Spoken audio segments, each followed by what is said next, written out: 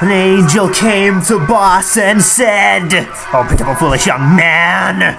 Oh, horrible, oh, dreadful state! Consider the hot-burning dungeon thou art preparing for thyself of all eternity!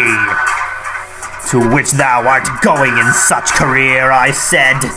"Perhaps you'll be willing to shew me my eternal lot, and we will contemplate together on it, and we'll see your lot if mine is most more desirable."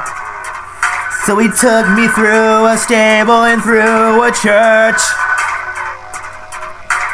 down into the church vault, at the end of which was a mill. Through the mill we went and came to a cave. Down the winding cavern we groped our tedious way, till a void boundless nether sky appeared beneath us. We held by the roots of trees and hung in this immensity. But I said, "You please, we will commit ourselves to this void. We will see provinces, and here also. If you will not, I will." But he answered, "Do not presume, O young man, but he will remain. Behold, thy lot will soon appear till the darkness passes away." So I remained with him, sitting in a twisted root of an oak. He was suspended in a fungus which hung on the head of his deep. Degrees we beheld the infinite abyss, fiery as the smoke of a burning city. That was the sun, black was the shining.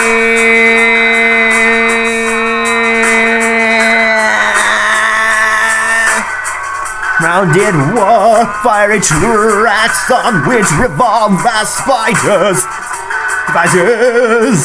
crawling after their prey, which flew around the swarm in the infinite deep.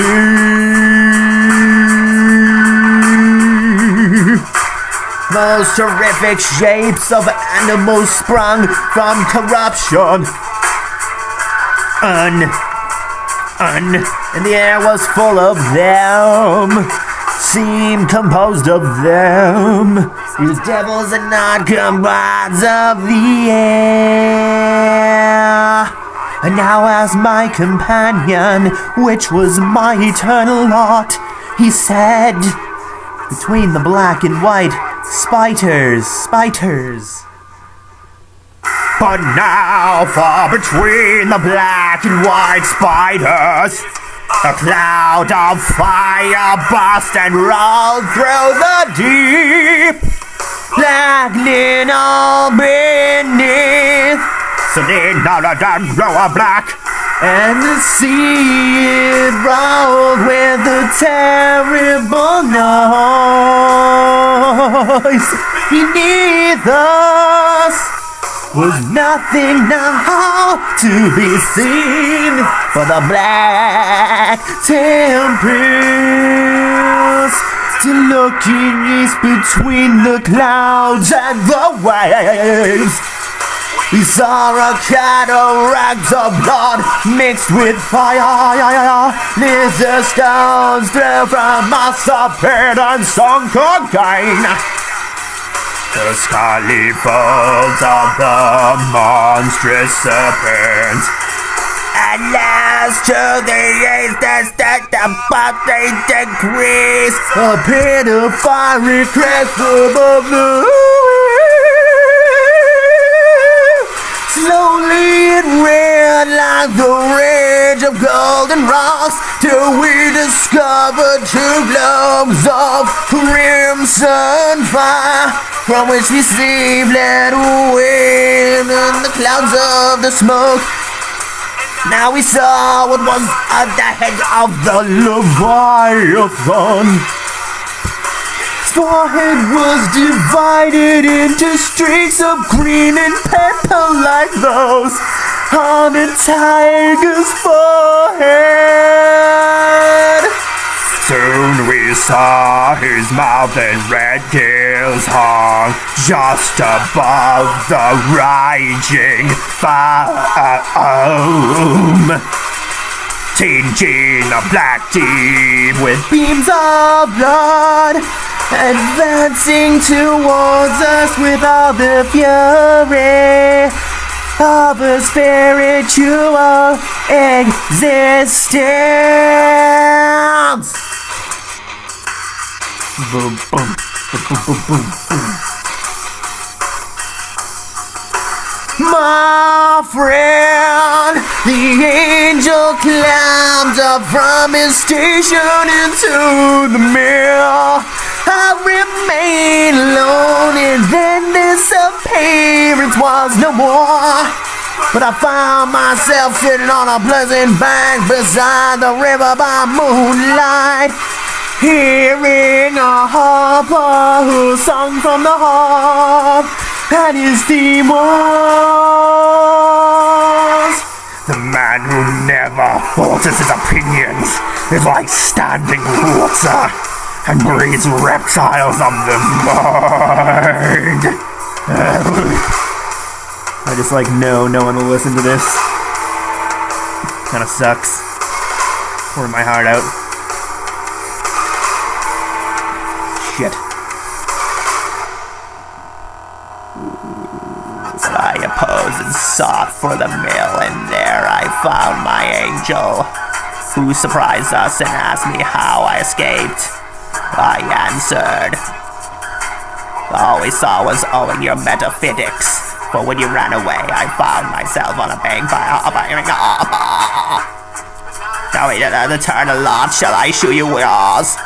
He laughed at my proposal, and the force suddenly caught him in my arms, and flew westwardly through the night till we were elevated above the earth's shadow.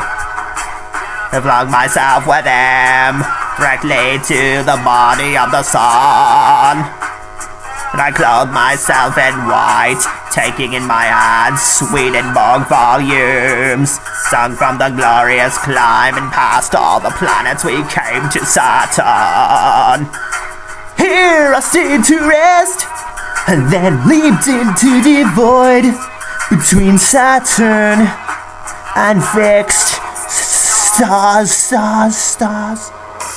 Here said I, is your lot in this space? His space it may be called. Soon we saw the stable and the church, and I took him to the altar and opened the Bible. And lo, it was a deep pit into which I descended, driving the angel before me. We saw 7 houses of brick, one wind on.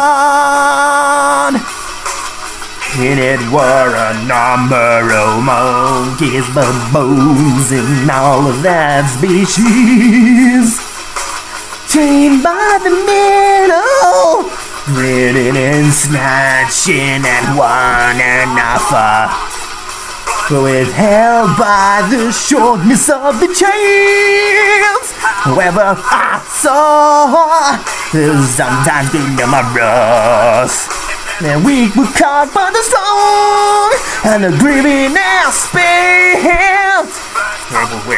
first coupled with, and then devoured by blowing up one limb, and then the body was left a helpless tug.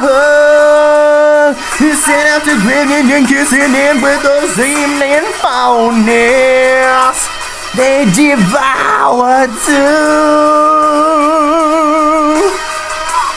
As someone safely picking the flesh off of his own tail.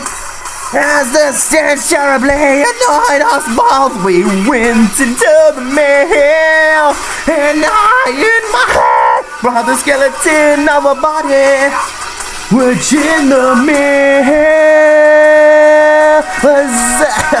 was Aristoteli's analytics.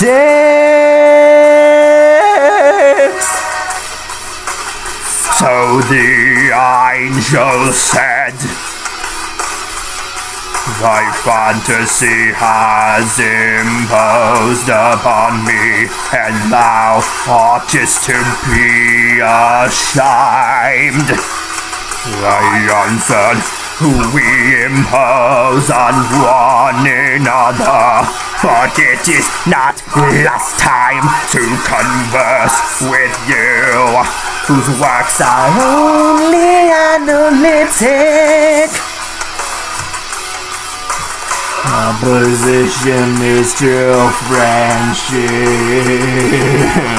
Opposition is true friendship. Opposition is true friendship. Opposition is true friendship.